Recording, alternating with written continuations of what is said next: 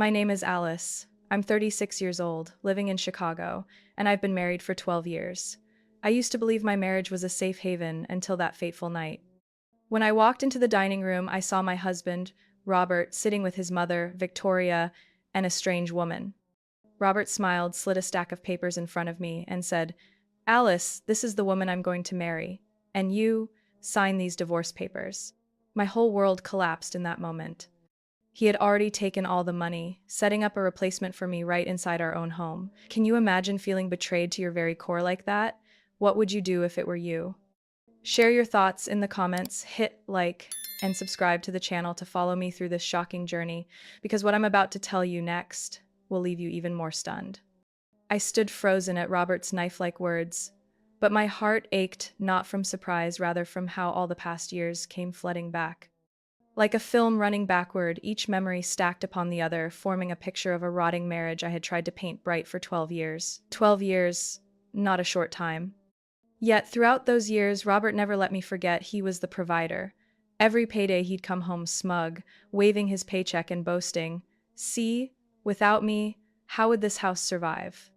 Your measly accountant's salary wouldn't even cover the utilities." I would force a smile, swallowing back the words I wanted to say. I knew I was contributing too, working from 9 a.m. to 5 p.m., depositing into the joint account every month. But to Robert, it was nothing more than small change. Many times I told myself, let him feel strong, let him think he's the one providing. I wanted to keep the peace, to believe love mattered more than bragging. But tiny scratches turned into bleeding wounds, and I kept thinking endurance was the way to hold on to happiness. My mother-in-law, Victoria, was different. She never hid her contempt. From the first day I married in, I felt her eyes scrutinizing my every move. She often dropped half-joking, half-cutting lines I'll never forget. "Alice, remember, a good wife serves her husband. Men work hard to earn money. Women must keep the home fire burning. Don't expect to compete for his place." Once, when I came home late, finishing a report, she was sitting right in the living room, her voice sharp. "Home at this hour? You plan to let Robert starve?" Men don't need a busy wife. They need a wife who puts a hot dinner on the table. Robert sat next to her, not defending me but nodding, clicking his tongue. "Mother's right. You're just an accountant. What's so important you neglect the family?" I swallowed my tears, walked into the kitchen, and cooked a late dinner, my heart twisting but staying silent. In later years, my job sometimes offered opportunities. Once my boss called me up and asked me to apply for a team lead position, a major step I'd been working toward for years. I brought the news home, my heart racing, hoping Robert would be proud. But he only frowned, voice cold. "Are you serious? If you take that role, you'll travel, work overtime, who'll handle meals, the house, who'll take care of my mother when she drops by?" I pleaded, eyes wet, "But I want to grow my career. I can't stay in an entry-level job forever." He cut me off like a judge. "I don't agree. This family needs stability, not a woman chasing ambition." I gave up that chance, citing family priority as he wished, but in truth, that was when part of me died, the part hungry to prove myself. After that, each time I watched colleagues move up, something stabbed inside me. I'd ask myself, if not for Robert, would my life be different? Then I'd soothe myself, well, a stable family is enough. But that stability was only a thin shell. Robert grew more arrogant. He not only belittled my work, but began controlling every expense. I still remember the time I bought a new business suit after saving for 6 months. He looked at the receipt, sneering. "With your pay, you should shop the discount racks." Dressing nice for who? Spreadsheets? Those words cut into my self-respect. I tried to explain. "I want to look professional, feel more confident at work." He waved me off. "Stop deluding yourself, Alice. On your puny salary, don't act important." Each word made me feel smaller, and Victoria never missed a chance to jab. When guests came over, she'd tell stories designed to humiliate me. "Our Alice is so talented, works as an accountant, yet can only afford trinkets each month. Without Robert, who knows how she'd manage?" People would laugh politely, while I sat there with a strained smile, my heart tearing. Robert sipped his drink, never correcting her. Gradually, I became a shadow. I cooked, cleaned, did the laundry, worked 8 hours a day, but it was all treated as obligation. I was no longer seen as a person with dreams and worth of my own. Those fragments of contempt piled up, day after day, until when I heard Robert casually announce he'd marry someone else, I didn't just feel shocked, I felt 12 years being stripped bare. I remembered the nights he came home late, the smell of whiskey and strange perfume clinging to him. I used to tell myself it was bar scent or a colleague's handshake, but now it all stood clear. He had been betraying me long ago. I was simply too naive to accept it. When Victoria sat there, her eyes full of satisfaction, I realized all the pieces fit. She'd never seen me as a worthy daughter-in-law. She'd never wanted me to have a place. And now she was witnessing me being replaced like an old object with no value left. In that moment, my heart broke and blazed at the same time. Everything I'd endured, everything I'd swallowed, ignited like a fire burning away fear. I looked at Robert, looked at his mother, and for the first time in 12 years, I felt I had nothing left to lose.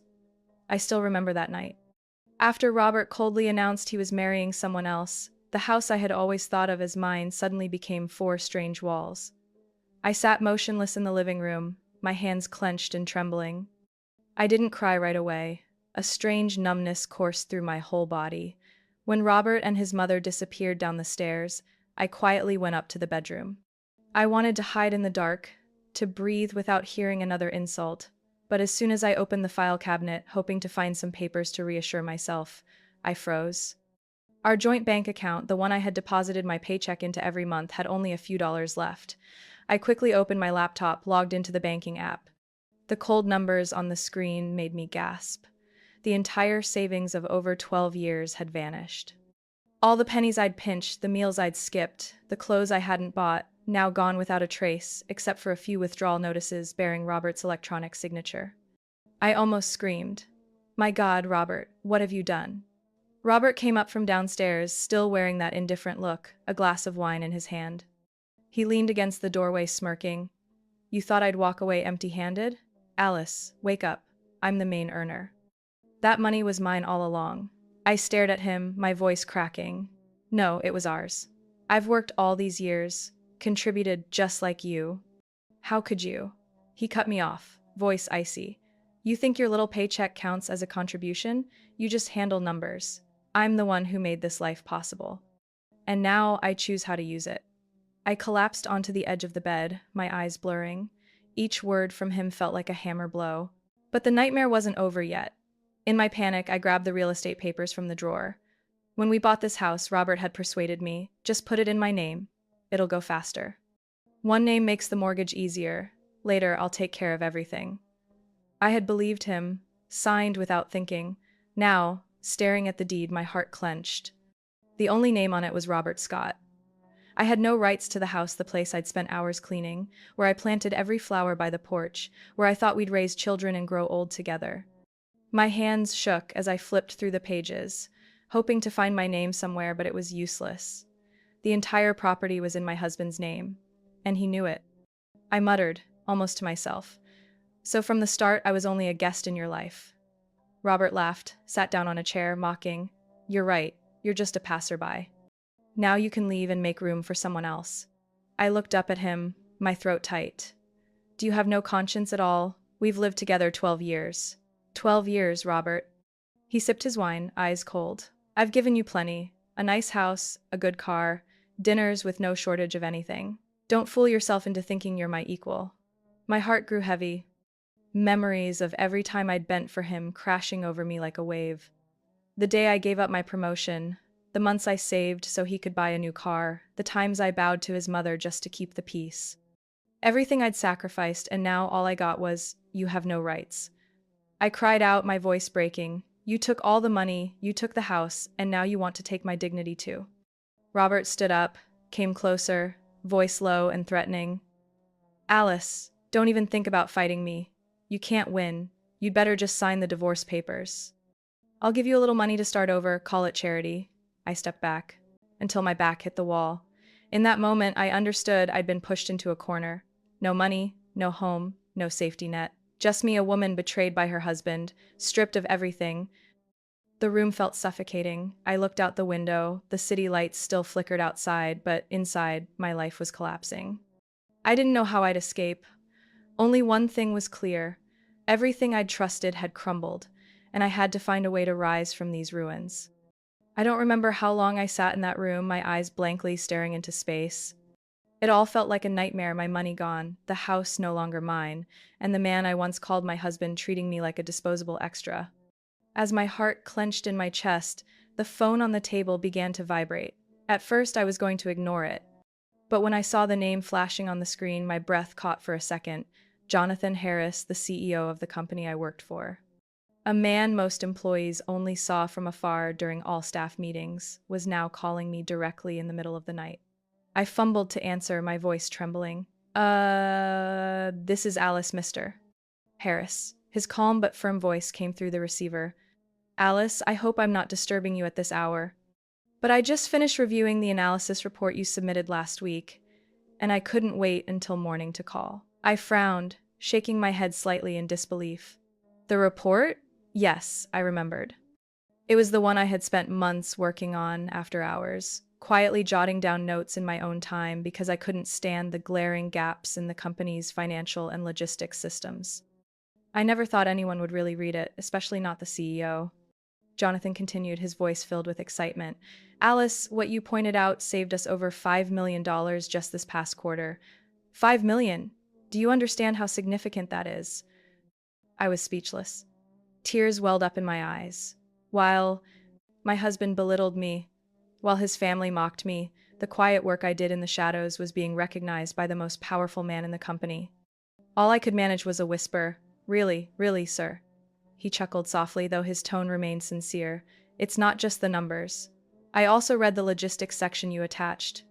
That wasn't just the work of an accountant. That was a comprehensive, strategic view of how a business should operate.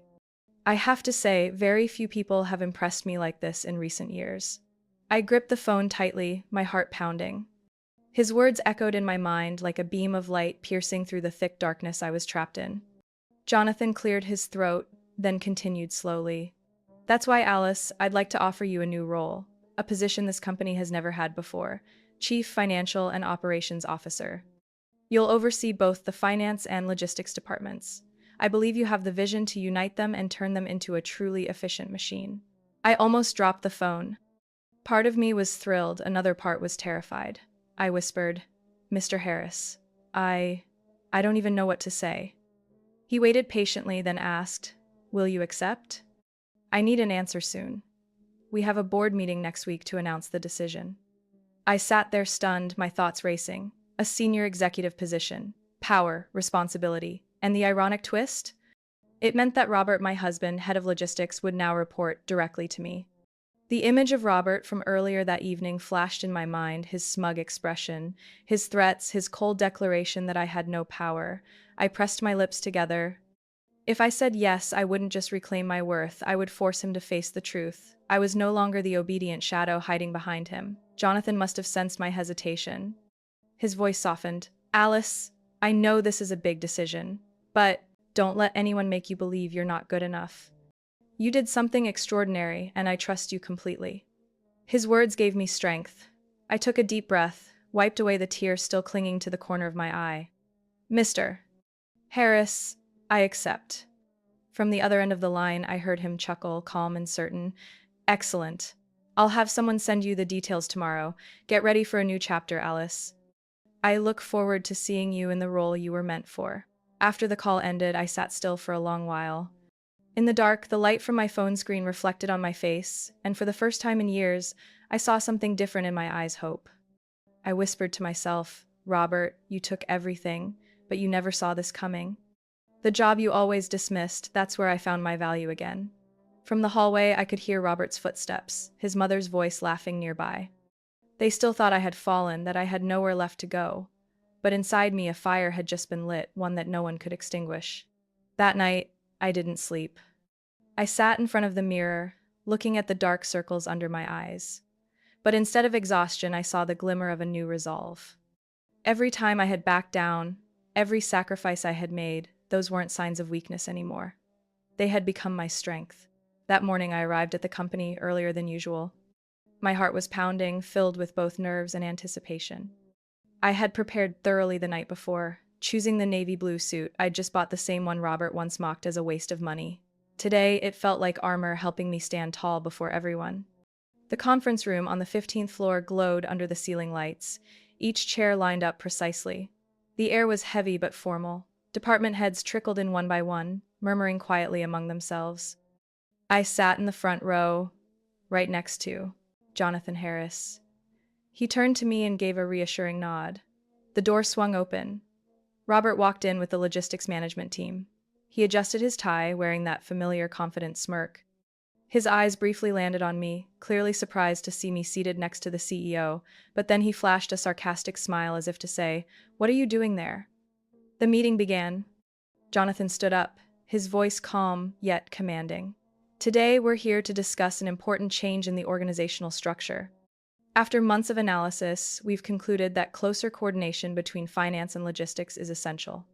To carry out this new strategy, we've decided to establish a special unit, the Financial and Operational Executive Division." The room fell completely silent. All eyes turned to Jonathan. He paused, then smiled. "And the person who will lead this division is Alice Scott." I took a deep breath, trying to stay composed as murmurs rippled through the room. A few finance directors began clapping first, and soon the entire room rose in a standing ovation. The applause echoed, long and thunderous. Robert remained seated, his face pale, lips pressed tightly together. I could see his hand clenched into a fist beneath the table. When our eyes met, I saw a spark of fury ignite in his gaze. I had never seen Robert like that before. It was the look of a man, stripped of the thing he prided himself on, most, his dignity. Jonathan turned to me and invited me to speak. "Alice, would you like to say a few words?" I stepped forward, my legs trembling slightly, but my voice rang out strong and clear. "First, I want to thank Mr. Harris and the executive board for their trust. I believe no department can operate effectively in isolation. Finance and logistics must function like two gears in the same machine. I promise to listen, collaborate, and work with each of you to build a system that's strong, cost-efficient, and drives greater performance across the company." More applause erupted. In that moment, I felt my back straighten and my eyes shine brighter. For the first time in years, I was no longer just a shadow in the background. Robert stood, forcing a smile, though his voice wavered. "Congratulations, Alice." Hearing my name from his lips, I could feel the layers of falsehood in his words. Behind that tight smile was a storm of rage he was barely containing. As the meeting ended, many colleagues came up to shake my hand and offer congratulations. The looks they gave me weren't pity anymore, they were genuine respect. A senior director patted my shoulder. "You deserve this, Alice. We're counting on you to bring change." I smiled and thanked him, though in my heart I still felt the tension because I knew Robert was standing just behind me. He stepped close, leaned near my ear, and hissed in a low, sharp tone, "You think you've won? Don't kid yourself. This is just the beginning." I turned to face him directly, for the first time not looking away. "No, Robert, this is reality. And you'll have to get used to it." He clenched his jaw and stormed off, leaving behind the sting of his cologne and a thick silence. I stood still, but inside, a warm current surged through me. Years of being belittled, sidelined this moment, had paid it all back with public recognition. That afternoon, I moved into my new office, a bright glass-walled room on the top floor of the workspace. From my desk, I could see the entire company, including the logistics wing where Robert once strutted around like a king. Now, he would have to report to me, follow my directives. I sat down, placed my hand on the desk, and for the first time in many years, I truly felt in control of my own destiny. In the days following the announcement, I worked with a kind of energy I'd never known before. I dove into plans, sat with my team analyzing every figure, every shipping route, every cost balance sheet. I was determined to prove Jonathan Harris had placed his trust in the right person. But the deeper I got into the work, the more I could feel something lurking beneath the surface. Something heavy, calculated, and dangerous. At first, it was small things. Important reports from the logistics department started disappearing from the shared system. When I asked for copies, the staff member in charge hesitated. I already sent them. Maybe it was a system glitch." I frowned inwardly. A glitch doesn't happen 3 times in a week, especially not with files related to a new project I was directly managing. One afternoon, while I was presenting to the management group, the projector suddenly displayed completely incorrect data numbers that didn't match the original report I'd prepared. I froze for a moment, feeling the ground shift beneath me, but I quickly recovered and opened my backup file from a personal USB. The room exhaled in relief. As for me, I understood this wasn't a technical error. Someone was trying to sabotage me. In my gut, one name surfaced first: Robert. As head of logistics, he controlled access to several key employees. All he had to do was nod, and a few loyalists would carry out these dirty tricks without question. Sure enough, over the following weeks, I noticed a handful of his close staff openly resisting, showing up late to meetings, delaying reports, even scrolling through their phones while I was speaking. One late evening, as I left the office, something looked off with my car in the parking lot. As I approached, my stomach dropped. Two tires had been slashed. Shattered glass was scattered underneath like a silent warning. I took a deep breath, telling myself not to panic. But when I grabbed my phone, a flood of anonymous messages poured in. "Don't think you'll keep that chair for long. Watch your back, Alice." My hands trembled, but I forced myself to stay calm. I knew if I showed fear, they'd only push harder. And it wasn't just at work, my personal life was under siege too. Victoria, my mother-in-law, began spreading venomous rumors in the community. She whispered to neighbors and friends at her country club. "Alice didn't earn that job through talent. Everyone knows how women get close to their bosses." Those words spread fast. I heard them in the supermarket, at church, even in the skeptical glances from a few female coworkers. People who once greeted me now avoided eye contact, as if they believed the filth being passed around. One morning, I walked into the office and saw two women whispering until they suddenly fell silent as I entered. One gave a weak smile, but her eyes were full of doubt. I stood there, chest tight. Years of quiet dedication, and just a few rumors were enough to paint me as a manipulative opportunist. That night, I opened up to Charlotte, my best friend from college. She listened as I told her everything from the sabotaged reports to the disgusting rumors. She squeezed my hand firmly and said with resolve, "Alice, you've got to be strong. They're trying to push you out because you climbed to a place they never believed you belonged, but you do belong there. More than any of them." Tears welled in my eyes as I nodded, but the weight in my chest didn't lift. I knew Charlotte was right, but the pressure was mounting. Every morning I stepped into the office, it felt like stepping onto a battlefield. Once, during a strategic meeting, Robert casually dismissed my proposal in front of the executive board. His tone was sharp, laced with mockery. "I'm afraid Alice doesn't really understand the on-the-ground operations. She's used to sitting at a desk playing with numbers." The room fell awkwardly silent. I saw a few uncertain glances, as if waiting to see how I'd respond. My heart raced, but I kept my voice calm. "Robert, I won't dismiss your field experience. But these aren't just numbers. They represent millions of dollars in company costs. And if you take a closer look at the analysis, you'll see the routes you claim are stable are actually our biggest sources of loss." I presented the graph, speaking with confidence. The room buzzed, a few directors nodding in agreement. Jonathan gave me a look of pride. Robert fell silent, his face flushed red. He sat back down, gripping his pen until it snapped in two. That moment crystallized everything. I wasn't just fighting a selfish ex-husband. I was up against an entire hostile structure built by him and his mother. And if I backed down now, I'd lose everything, not just my career, but my dignity and belief in myself. Every night when I got home, I asked myself, do I have what it takes? Am I in over my head? But then I'd remember the night Jonathan called. I'd remember Charlotte's words. I'd remember the scornful look Robert gave me, convinced I was just a shadow behind him. That contempt, that underestimation became fuel. I looked in the mirror and saw a different Alice, eyes rimmed with exhaustion, but blazing with fire. I whispered to myself, if they want to turn my life into a battlefield, then I'll fight. And this time, I'm not afraid anymore. That night, I came home late after a grueling day at work.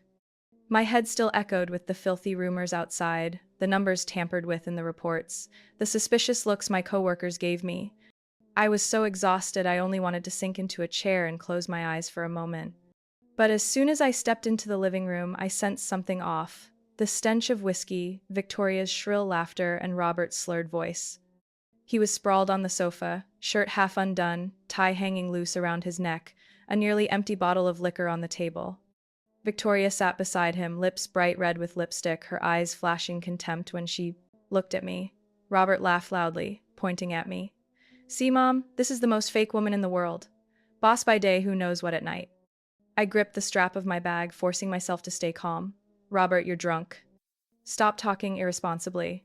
He lurched to his feet, staggering toward me, the smell of alcohol hitting me in the face. His voice was low and venomous. You think I don't know? That seat of yours, you traded it for what? You think Jonathan Harris chose you because of a few reports? Ha, you sold your dignity, that's all. My heart clenched. Everything I had endured, every humiliating rumor out there, now repeated by my own husband inside my own home. I looked him straight in the eyes, my voice choked but firm. You've gone too far. Before I could say more, a slap like a thunderclap struck my cheek. My ears rang, my head snapped to the side, the metallic taste of blood filling my mouth. I stood frozen for a few seconds, unable to believe what had just happened. Victoria immediately stepped in, her tone sharp as a blade. Alice, don't act like the victim. You know how you live. Men lose their temper because wives provoke them. You should learn to stay quiet instead of arguing. I turned to look at her, tears still blurring my vision. In that gaze, I no longer saw a mother-in-law, I saw an accomplice. She had always shielded Robert, always enabled him, and now she dared to blame me when her son had just hit his wife. I didn't scream. I only gasped for air, then hoisted my bag onto my shoulder. My voice was hoarse but resolute. Enough. I'm not staying here another minute, Robert sneered, calling after me. Go wherever you want. You're nothing without the Scott name, remember that. Victoria added her poison. Go out there and see who believes a scandalous woman like you. I didn't answer. I opened the door and walked out, leaving behind the house I had called home for 12 years. The Chicago night was freezing, the wind lashing my face, but I no longer felt cold.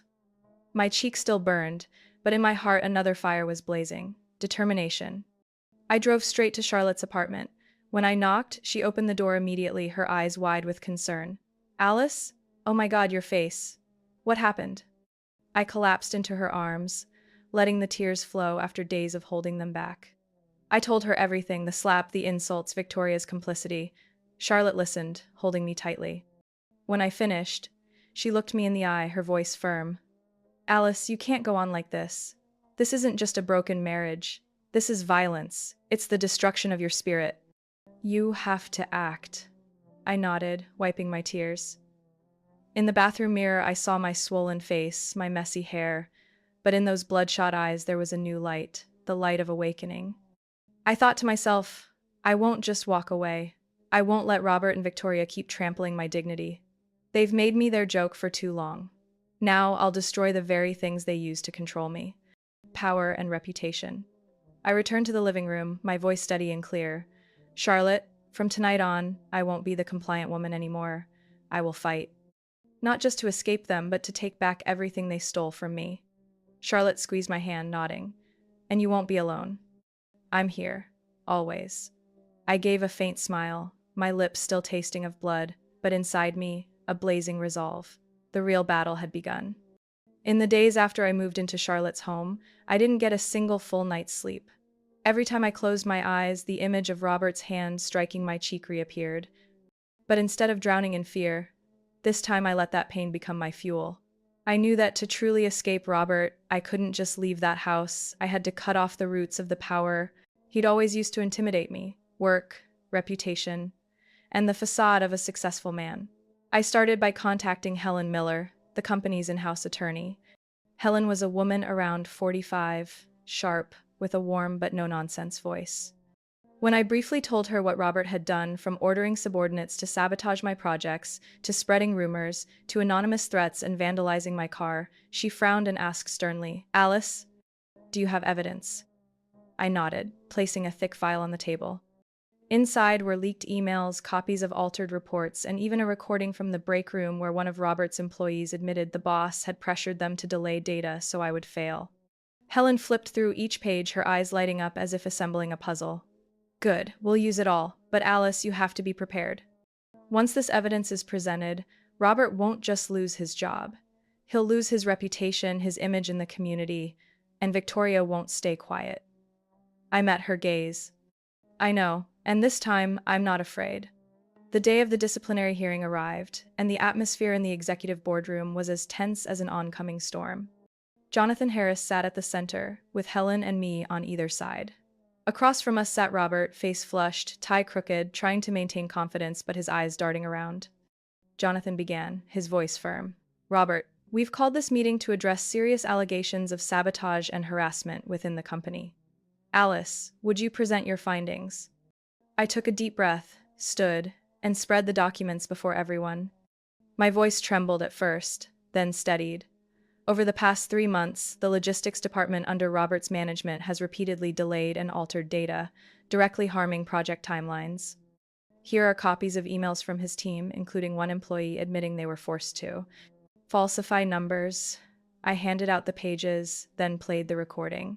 A nervous voice said, "He told us to let Alice fail. Don't send the files on time." The room went dead silent. Robert leapt up, growling, "This is a setup. She's making this up to get revenge because we're no longer together." Helen immediately cut in, calm but razor sharp. "We also have system logs. This is server data showing Robert's ID as the one who altered the original reports before submission. Everything leaves a trace." Jonathan leaned back, narrowing his eyes at Robert. "Do you have any defense for these actions?" Sweat beaded on Robert's forehead, but he tried to sneer. "This is a marital dispute. She's using the company to destroy me." I looked him straight in the eye, my voice firm. "Robert, you crossed the line long ago. This isn't private anymore. You sabotaged my work, our company's work. You sent anonymous threats, and here I held up my phone, showing the anonymous messages. If you dare step into the company again, you'll pay." My voice caught but stayed steady. "I received these right after Robert was demoted." The room buzzed. Another director rapped his knuckles on the table. "This is absolutely unacceptable." Jonathan's voice dropped like a hammer. "Robert Scott, your actions have seriously violated the company's ethics and disciplinary code. The board unanimously agrees. You are terminated effective immediately." The space seemed to freeze. Robert stood rigid, his face twisted with rage. He turned to me, his voice hoarse. "You'll pay for this, Alice. I swear." Two security staff stepped forward, firm but polite, escorting him out. The door shut, leaving behind a heavy silence. I sat down, breathing hard, my hands clenched white. Jonathan placed his hand on the table, his voice gentle. "Alice, you did the right thing. From now on, Robert has no power here." I nodded slightly. But inside I knew, losing his job wouldn't stop Robert from haunting me.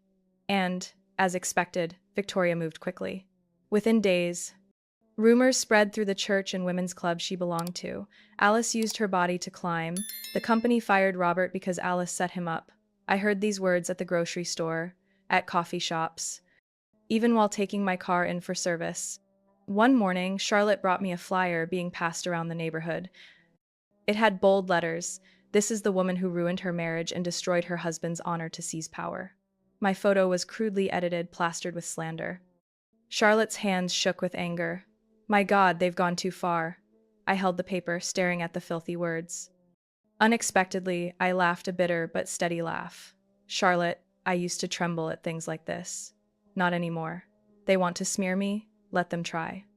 The truth in my work will speak for themselves." Charlotte squeezed my hand, her eyes fierce with encouragement. "Alice, you're stronger than anyone I've ever known. Don't let them drag you down." I nodded. Inside me, a strange new power was growing. Robert had lost his job. Victoria was spreading lies. But this time I was no longer the compliant wife. I was Alice, the woman who had risen from the ashes. The divorce trial dragged on for weeks. So intense I felt like every cell in my body had been wrung dry. Robert showed up at every hearing wearing that same smug face, flanked by a famously ruthless attorney, someone known for winning cases through sarcasm and personal attacks. I had prepared myself for war. During the arguments, they tried to paint me as a betraying wife, a woman who climbed the ladder through manipulation, even dragging in the rumors Victoria had spread to mislead the court. But this time I wasn't trembling like before. I had Veronica, my lawyer, a petite woman with a voice like a bell, and clear evidence of my income, expenses, and the contributions I'd made throughout our marriage. When the judge declared, "Assets will be split fairly. There is no basis to claim Mrs. Alice Scott was deceitful or exploitative in the marriage," I closed my eyes gently and took a deep breath. Robert fumed right then and there, leaning toward me and growling under his breath. "You haven't won, Alice. I'm going to take it all back." I opened my eyes, looked him straight in the face, and replied calmly, "No, Robert. You just lost everything." A few weeks later, I used my share of the settlement to buy a small house on the north side of Chicago. A red-tiled roof, a backyard filled with maple trees. I hung the curtains myself, picked the paint colors for the walls, and placed some lavender pots on the front porch. After all those years in a home where every decision was controlled by Robert and Victoria, it was the first time I truly felt like I owned a place of my own. I thought my life had turned a new page until one afternoon, while sorting through some old document boxes. They were the boxes my mother left behind when she passed. I'd never had the heart to open them. Among the yellowed papers, I found a thick envelope, carefully sealed, with one line written on the front: "For Alice, from your father." I froze. My father had died when I was 15. He and my mother divorced when I was young, so most of my memories of him were of short visits, old book gifts, brief moments. My hands trembled as I opened the envelope. Inside was a copy of a trust fund contract worth $2.8 million, clearly naming the beneficiary, Alice. I read the document over and over, my heart pounding. All these years, I had never received a dime. The contract also listed the trustee who had oversight until I came of age, Victoria Harris. I sank into a chair, the air around me suddenly thick and suffocating. Victoria Harris, my mother-in-law. But more importantly, the paperwork showed she was my father's half-sister. My blood ran cold. The woman who had humiliated me for over 10 years, who spread lies about me, who stood by while her son slapped me, was the same person who had stolen the inheritance my father left me. A flood of jumbled memories rushed in. I remembered once, my mother told me that after my father passed, all asset matters were handled by his side of the family. She rarely said any names, but I clearly recalled one moment when she wept, whispering, "There were things meant for you, but they blocked it." I had been too young to understand back then. Now, everything made sense. I looked up, feeling my blood start to boil. All those years, Victoria treated me like an outsider, made me feel small, mocked my modest income, while knowing full well she had hidden a trust fund meant just for me. That evening, I sat with Charlotte in the living room of my new house, papers spread across the coffee table. Charlotte stared for a moment, then blurted out, "My God, Alice, she's not just a cruel mother-in-law. She's a straight-up thief." I clenched my fists, my voice shaking but firm. "Charlotte, now I know why she always looked down on me. Not because I was weak, but because I was living proof of her guilt. She didn't just want to control me in marriage, she wanted to bury this truth forever." Charlotte placed her hand on my shoulder, her eyes blazing. "What are you going to do?" I stared at the numbers in the contract, the lines clearly stating, Alice Scott, beneficiary. One thought drilled into my mind. I won't let her walk away from this. That night, I lay in my new room, listening to the wind whistle past the window. I closed my eyes, but instead of Robert's face, it was Victoria's that appeared. The woman who had played two roles in my life, the vicious mother-in-law, and the one who stole the legacy my father left behind. I whispered to myself, "She thinks she's won, but I'm still here. And I'm taking back everything." Inside me, a new plan was forming, not just to protect my dignity, but to bring the truth into the light, to force Victoria to finally face the sins she buried for so long. That day, I chose a simple yet elegant dark blue dress with my hair neatly tied back. The community meeting took place at the local church hall, the same hall where Victoria had spent years presenting herself as the model woman of the city. The room was packed, every seat taken.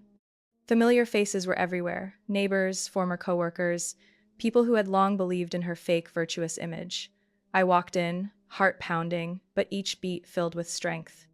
Charlotte sat in the front row, her eyes full of encouragement. When the moderator announced that I had something important to share, the room fell silent. I stood up, took the microphone, my hand trembling slightly, but my voice rang out clear. "My name is Alice Scott. Many of you know me as Robert's ex-wife and Mrs. Victoria Harris's daughter-in-law. I'm aware there have been a lot of rumors about me lately. But today I'm not here to defend myself. I'm here to speak the truth." I held up the folder in my hands, and my voice grew firm. My biological father, the late Mr. Thomas Harris, left me a trust fund worth $2.8 million. But for over 20 years, I had no idea it existed because the trustee, Mrs. Victoria herself, deliberately hid it. She's not only my mother-in-law, she's also my father's half-sister, and she used that power to steal the inheritance I rightfully deserved. Gasps rippled through the crowd. I projected scanned copies of the original contracts, signatures, and legal documents onto the screen. The evidence was undeniable. Victoria jumped up from the middle row, her voice shrill. "That's a lie. She's making this up to humiliate me. Alice, you're shameless." I looked her straight in the eyes, my gaze like ice. You say I'm lying? This is the original contract, notarized, with your signature on it. Do you dare deny it in front of everyone? The tension was suffocating. Robert sat beside his mother, his face pale, sweat forming on his forehead. He tried to cut in. That's enough, Alice. You're just trying to smear my family. I turned toward him, my voice sharp as a blade. No, Robert, this is no longer a private family matter. This is the truth about how your mother and you have treated me. From our marriage to my career, you tried to destroy my reputation. She stole my inheritance. And today, I will not be silent. An older woman from the community stood up, her voice trembling. Victoria, is this true? Victoria stammered, but the crowd no longer looked at her with trust. Those who once saw her as a moral symbol now stared with doubt and disappointment. I took a deep breath and let my voice echo through the room. I didn't just escape a toxic marriage. I broke free from the golden cage they locked me in. From now on, my life belongs to me. The room remained silent for a beat, and then came applause. First a few, then the entire hall rose to their feet. Charlotte, eyes brimming with tears, stood and clapped the loudest. My shoulders felt lighter, as though I had just set down a giant boulder I'd been carrying for years. Robert and Victoria rushed out of the hall, followed by whispers and disgusted looks. The woman who once stood at the pulpit preaching morality now walked with her head down. That night, I sat in the cozy living room of my little suburban home, bathed in the warm glow of soft yellow light. Charlotte, Veronica, and a few close friends brought wine. We raised our glasses, laughter mingling with stories of everything we'd been through. Charlotte clinked her glass with mine, her eyes sparkling. Alice, you did it. Not just beat them, but won for yourself. I smiled, my eyes lit with new hope. Looking around at the kind, loving faces around me, I knew I was no longer alone. I had crossed the final threshold of fear. I raised my glass high, my voice strong. This is a new beginning. Free, powerful, and no one gets to define my worth anymore. The glasses clinked, a bright chime echoing in a room filled with light and hope. In that moment, I knew one thing for sure. My life at last truly belongs to me. You know, as I sit here and retell this entire journey, my heart still trembles. Because family life can be like a giant mirror, it can reflect deep love, but it can also expose cruelty and selfishness. I've walked through days when it felt like there was no way out, only to learn that true freedom begins the moment we dare to stand up and speak the truth. I'd love to hear your thoughts. If you were in this story, would you have stayed quiet or stood up for what's right? Have you ever faced a turning point that changed your whole life? Share your story in the comments because your voice might become someone else's strength. And if this story touched something in your heart, don't forget to follow the channel. There are so many more stories coming about family, about hidden struggles, and about the journey of reclaiming your worth. Let's keep listening, keep reflecting, and keep walking forward together.